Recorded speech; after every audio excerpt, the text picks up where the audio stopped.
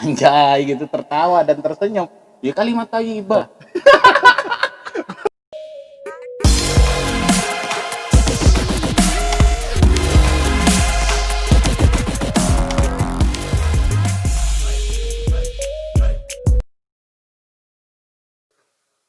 Assalamualaikum warahmatullahi wabarakatuh. Selamat sore, selamat bergabung dengan channel kami, Ngopinet, ngobrol happy bersama warganet. Kali ini saya bersama dengan teman saya, Bung Salam Kempul.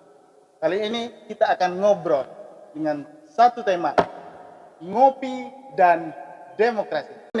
Kali ini saya bersama dengan Bung Salam. Bung Salam ini adalah seorang tokoh pemuda yang ada di Kepulauan Sapudi ini, ada dua kecamatan.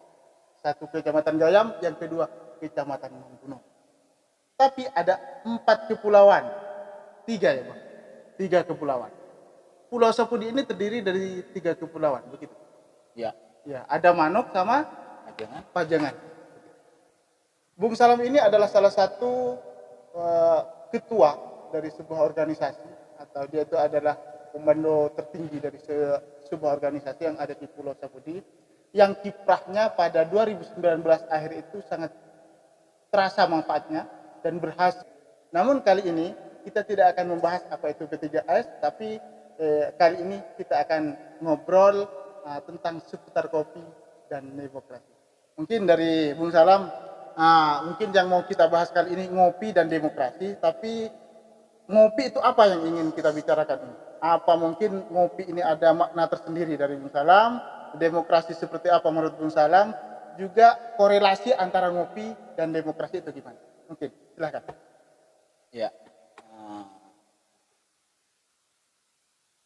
Dulu masih mahasiswa itu kopi itu identik dengan kita lebih banyak berdiskusi, lebih banyak mencari hal-hal keilmuan dan segala macam.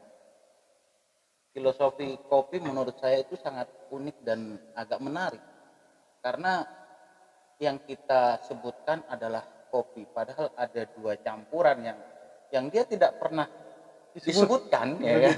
Tidak pernah disebutkan, tapi rasanya ada, yaitu gula. Iya, Nah, gula. jadi banyak sekali kalau kita ini kan ke kehidupan kita itu, ternyata ada sebagian orang yang dia berbuat banyak, tapi dia tidak mau juga disebutkan.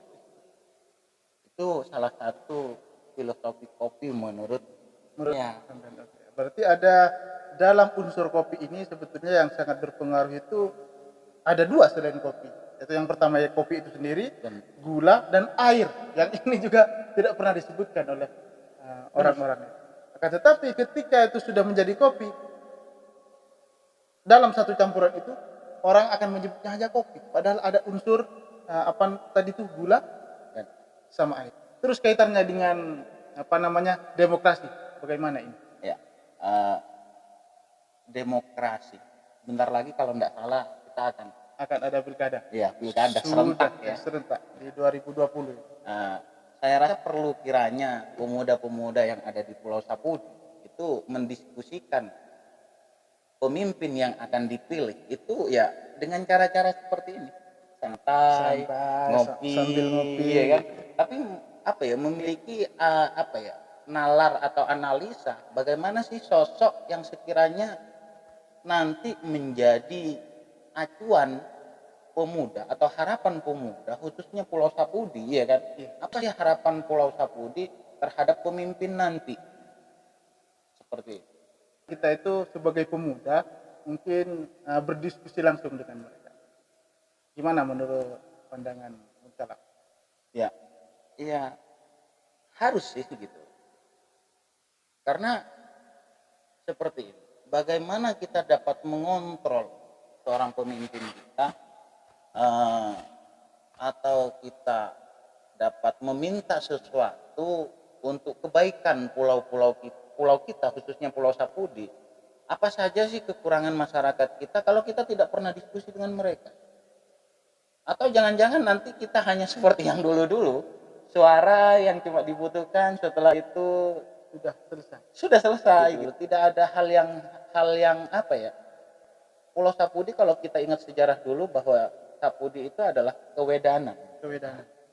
Nah, menjadi sebuah pulau yang memimpin beberapa pulau, ya kan?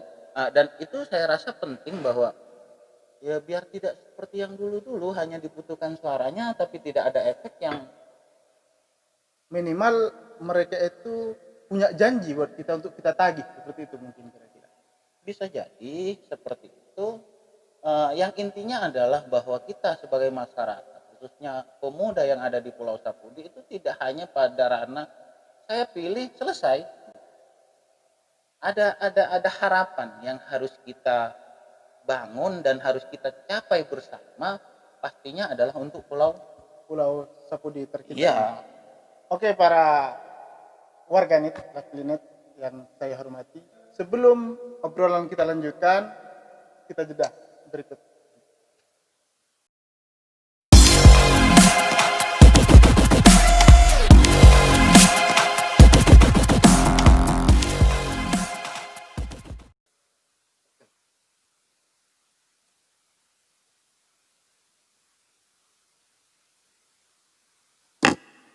Ya, selamat bergabung kembali dengan Nopinet, ngobrol happy bersama warganet.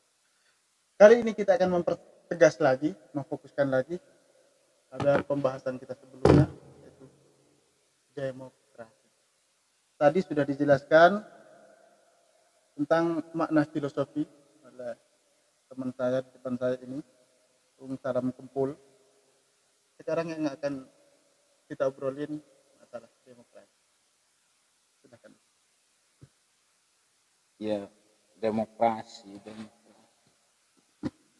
Ada yang mengatakan depresi gitu ya kan, sakit, gila gitu ya kan, macam-macam pokoknya. Ya, demokrasi Indonesia saat ini bikin khawatir sebenarnya. Gimana? Kemarin ada kejadian bilang anjay. Oh, Ya kan? Iya kan? Itu iya. jadi seakan-akan demokrasi yang katanya itu bebas bersuara, bebas berpendapat dan segala macam, dikit-dikit sekarang sudah Mau dipidana gitu. Anjay. Terus hati-hati. Hati-hati sih. Bahasa anjay itu bisa membuat kita jeruji. kan gimana ya, lucu gitu. Jadi demokrasi yang jadi teringat masa orde baru. Orde baru ya. Orde baru. Sedikit hilang nanti Iya, ini. sedikit hilang. Kalau dulu sedikit hilang, kalau sekarang sedikit jeruji. Dipidana. Iya. Apa-apa dipidana. Nah, berbicara mengenai tentang anjay, ini bagian dari demokrasi juga kan seperti itu. Anjay itu dalam artian sebetulnya anjay itu berawal dari bahasa anjing. Anjing, tapi karena di istilahnya bahasa kerennya itu adalah sebuah eufemisme kan, betul ya? Eufemisme, anjing itu bisa menjadi keren bahasanya, panggilannya menjadi anjay. Nggak ada makna tapi kan anjay ya. Iya, ada maknanya anjay?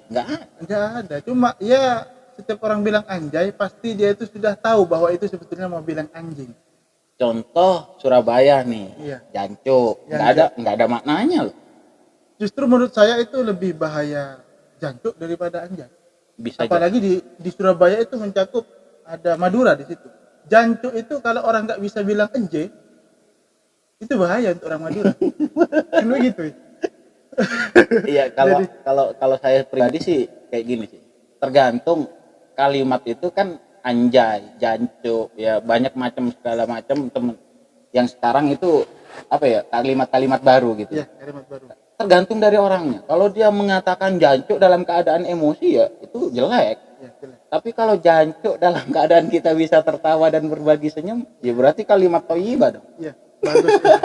Dalam artian sama juga dengan anjay. Iya, anjay. Dalam artian terserah bagaimana menyikapi seperti ekspresi situasi seperti apa. Kalau anjay itu bisa membunuh karena emosi ya itu jelek lah. Ya. Tapi kalau anjay bisa membuat teman kita anjay gitu tertawa dan tersenyum, ya kalimat thayyibah. Bahasanya thayyibah ya. Kayak misalnya kalau biasanya itu ini Pak, khusus bagi gamer itu ya biasalah bahasa-bahasa seperti itu. anjay, cuk, jangan cuk, anjay dan semacamnya itu biasanya gamer tahu lah untuk hal-hal seperti itu.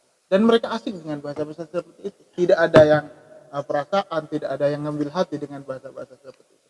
Karena buat mereka, buat kita juga yang sering bercanda, itu indah, anjay itu indah. Kemesraan ya. Iya, kemesraan. Kita mengangkat nama baik anjing yang dulu itu istilahnya kita ini haram, tidak boleh di ini. Kita bisa sebut setiap hari dengan bahasa yang eufemis, yang lebih halus, yaitu anjay. Seperti itu kira-kira.